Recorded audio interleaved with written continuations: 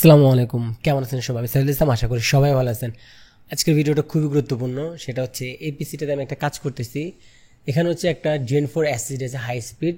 এটার মাদারবোর্ড হচ্ছে এনভিএমিতে কোনো হিটসিং নাই আর কি। হ্যাঁ, তো এটা যদি আমি হচ্ছে নর্মাল টেম্পারেচারটা দেখাই, এটা হচ্ছে আইডিয়াল টেম্পারেচার থাকে হচ্ছে আপনার 44-45 এরকম থাকে। তো আমি হচ্ছে ক্রিস্টাল ডিক্সে 64 জিআইবি দিয়ে টেস্ট করছি কয়েকবার। এখানে হচ্ছে 72 ম্যাক্স আমি হিট করতে পারছি। আমি একটা জিনিস আবার বলে রাখি, আমার এই চেসিসটা খোলা, সামনে আপনার 3টা ফ্যান, উপর সব দিকে ফ্যান আছে।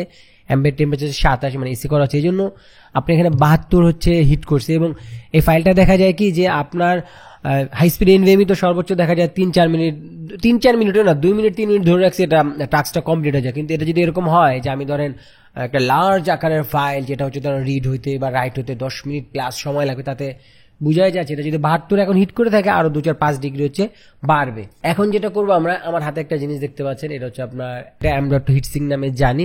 এটা হচ্ছে আপনার JEI ব্র্যান্ডের আর কি। এটা প্যাকেটটা হচ্ছে যেটা, এটার একটা শর্টস ভিডিও করা আছে আমার, চাইলে দেখে নিতে পারেন, আনবক্সিং ভিডিও আর কি। এটা মডেল হচ্ছে আপনার Q150। এটার প্রাইস আপনার 1800 থেকে 2000 টাকা। এখন হচ্ছে আমি এই জিনিসটা এই M.2 তে লাগাবো। লাগানোর পর দেখবো হচ্ছে এটার আপনার নর্মালি ডিফল্ট টেম্পারেচার কত থাকে। আগে তো হচ্ছে আপনার 44-45 থাকতো, এবং টেস্ট করলে ম্যাক্সিমাম হচ্ছে আমি 72 পর্যন্ত হিট করতে পারছি। এখন হচ্ছে আপনার আমরা ওই সেম টেস্টে করবো, আপনার দেখবো এটা টেম্পারেচার কতটুকু কমাইতে পারে কি আশেপাশে।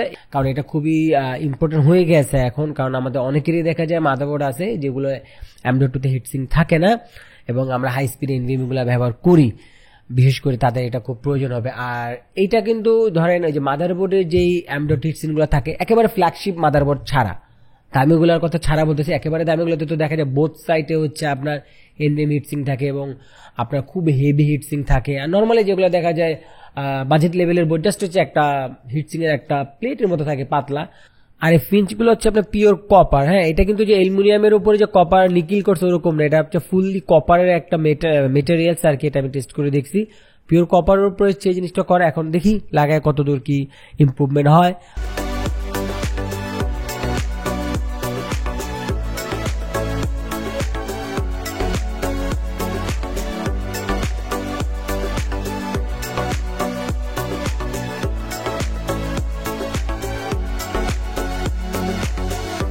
এনভিএমি হিটসিং লাগানোর পরে এই হচ্ছে অবস্থা। আমরা মাদারবোর্ডে এটা ইনস্টল করে দিচ্ছি। এখন হচ্ছে এটা আমরা বাই ডিফল্ট টেম্পারেচার দেখতে পাচ্ছি হচ্ছে আপনার 38। হ্যাঁ, এটা নর্মালি আগে যখন হিটসিং ছিল না তখন ছিল আপনার 44-45। তার মানে হচ্ছে এটা আপনার 6 থেকে 7 ডিগ্রির মতো টেম্পারেচার কমাতে পারে। এনভিএমিতে হিটসিং লাগানোর আগে যেরকম আইডিয়াল টেম্পারেচারে 6 থেকে 7 ডিগ্রির একটা তফাৎ হয়েছে, কাজ করার পরেও আপনার হচ্ছে এরকমই 7-8 ডিগ্রির মতো তফাৎ। এখন এখানে যে বিষয়টা হয়েছে সেটা হচ্ছে একটা বিষয়, ধরেন আপনার এই যে হিটসিংটা তো লাগাইলাম, তো আপনার একটা টেম্পটা হাই হইলো, সেটা ধরেন আপনার 60 উঠলো বা 70 উঠলো। হ্যাঁ, এখন আপনি যখন কাজটা শেষ হয়ে গেল তখন টেম্পারেচারটা কমতে আপনার একটু সময় লাগে, কারণ হিটসিংটা গরম থাকে, তো এখানে তো কোনো আপনার ফ্যান নাই। ফ্যান না থাকার কারণে হয় কি, এটা যে একদম দ্রুত আপনার ঠান্ডা হয়ে যাবে ওরকম না। দেখা যায় এটা আমার হচ্ছে 66, আমার টেম্পটা আসছে হাইস্ট, এটা হচ্ছে আমার ওই যে 48-46-এ আসতে প্রায় 5-7 মিনিট সময় লাগছে। আর এটা হয় কি, যেমন ধরেন আপনার এটা 60 উঠছে, এখন এটারে আমরা যদি কন্টিনিউ একটা পর একটা রাইড করি তাহলে দেখা যায় এটা টেম্পটা একটু বেশি থাকে আর কি।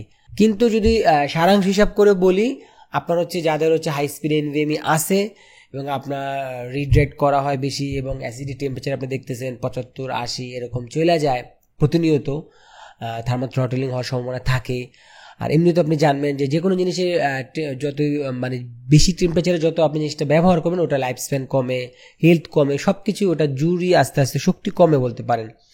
তো আপনারা যারা হচ্ছে আপনার মনে করেন যে একটু বেটার টেম্পারেচার চান, এবং মাদারবোর্ডে যাদের হচ্ছে স্বাভাবিক ব্যাপার এমভিএমিটা নাই, তারা হচ্ছে ডেফিনেটলি এই হিটসিংটা নিতে পারেন। বা এই জাতীয় যদি আপনি আরও ভালো হিটসিং পান ওইটাও নিতে পারেন। থার্মালাইটের একটা আছে ফ্যান সহ, ওটা অ্যাভেলেবেল নাই, চাইলে ওগুলো নিতে পারেন।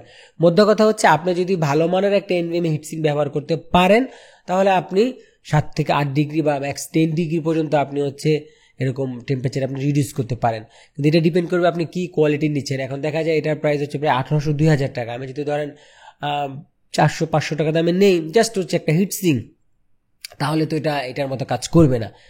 আর মোবো নিলে এখানে একটার সাথে একটা লিঙ্ক চলে আসে, যদি এরকম আপনার প্ল্যান থাকে পিসি বিল্ড করতেছেন, হাই স্পিড এনভিএমই নিচ্ছেন, তো মাদারবোর্ড হিটসিঙ্কের বিষয়টা একটু খেয়াল রাখেন।